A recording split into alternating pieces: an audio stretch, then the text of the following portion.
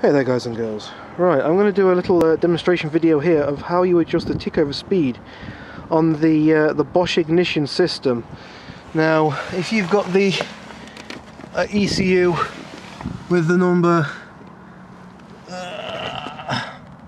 0280000759, this is how you adjust the tick-over speed. Now this is commonly found on most Unos, Uno IEs, Fire IE Unos. There is sometimes an issue you can get with these, which is where your idle speed starts going really fast. And the issue is, this happy little fellow here is seized up. Mostly, or probably due to the little button on the end of it. There's a little bit on the end of it that breaks over time, it wears out, and it's literally the button which senses when the throttle is resting on the actual idle control. When that breaks, obviously it thinks there's no throttle there, so it keeps fighting to try and get up to the throttle. So it fights to get up to the throttle. And sadly on this, there's no thing on it to know what the travel of the arm is. So the motor will keep fighting to push itself forward, but it's already gone as far as it can. So the motor's keeping fighting, and then it just burns itself out. The old motor, which I've not got, sadly, I've got the old thing, but as a temporary fix, what you can do is smash a hole in the side and manually adjust it by turning that gear. I did that while I was waiting for the and there's a button, you see, look, that button there. This whole arm moves backwards and forwards to adjust your idle, and that is the button that that breaks. What I did was I literally took the motor out and the worm drive out, and then just had it as it was. Just altered it with a screwdriver when it was cold, and then when it was warm I adjusted it again. Anyway, if you find your tick-over needs a little of adjustment, it's very difficult to do in terms of there's no screw on this which you can just turn and it does it. On this you have to adjust this here. Now this has actually got play in it. It's got like holes that are oval shaped, so you can turn it. Now, believe it or not, that's a lot of play, that. Obviously when you tighten it down there's no play in it at all, but that is how you adjust your tick-over speed. I'm just going to start the car up and show you. I'll position it there, hopefully that's going to be enough to keep it started. I'll just, oh, where's my keys? I've got them in my pocket. Just went in the house to pick up my camera because my SD card was full on my phone, which is unusual because I don't normally do anything on my phone video wise. Oops, I need to take the immobiliser off. Starts good. Right, so obviously it's running. Now you should be able to see down here that little arm, but if I move this,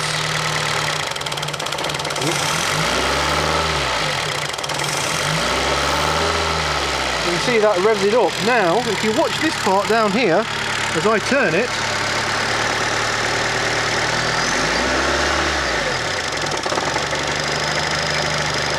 you can see that this, there you go.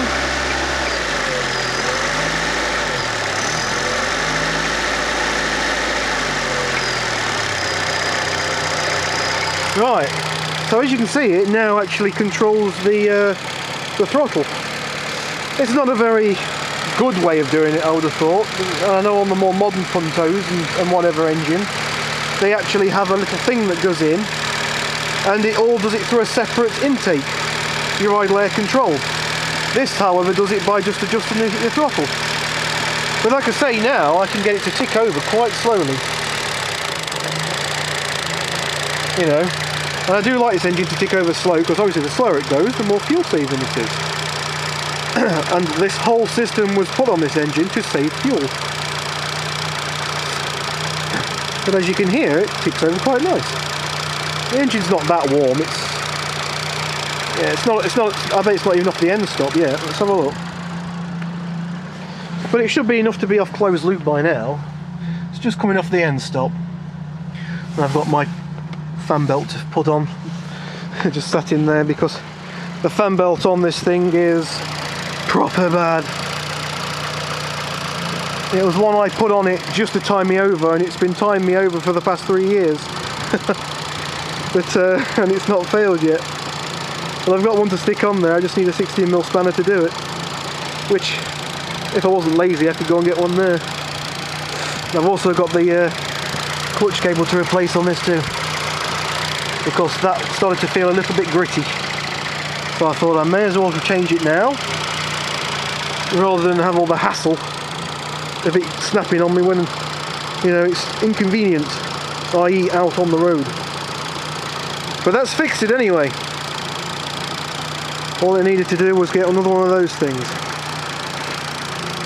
Magic.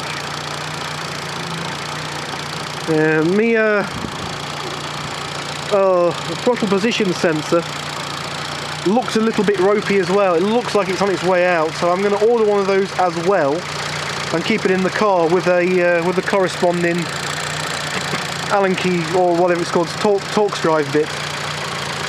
So when it does go, I'll have it all in the car ready, so if it breaks down while I'm out and about, it's an easier job to do than a clutch cable, so yeah, I'll do that instead. Oh, it ticks over much nicer now, look. Before it was racing and going crazy. Yeah, you'll like how I've blocked off my vacuum lines on this engine. Just bolts. It works. Them vacuum lines were for the evap system, which this car's not got on it, with it being the Fiat Panda 4x4 Sizzly 1991. Obviously in 1991 this was all carburetor. There was no EU laws, EU emission control laws. It's a simple and easy job, but yeah, all well and good. And I did have to make myself a swirl pot there to put the original Fiat Uno fuel pump in, and I used the original cam thingy pump, the cam pump, to keep the swirl pot topped up. It's a maze of pipes, but I know what they all do, and I know what all the electronics do. I need to tidy up the electronics, to be fair. It's a bit of a mess, but it's not failed yet.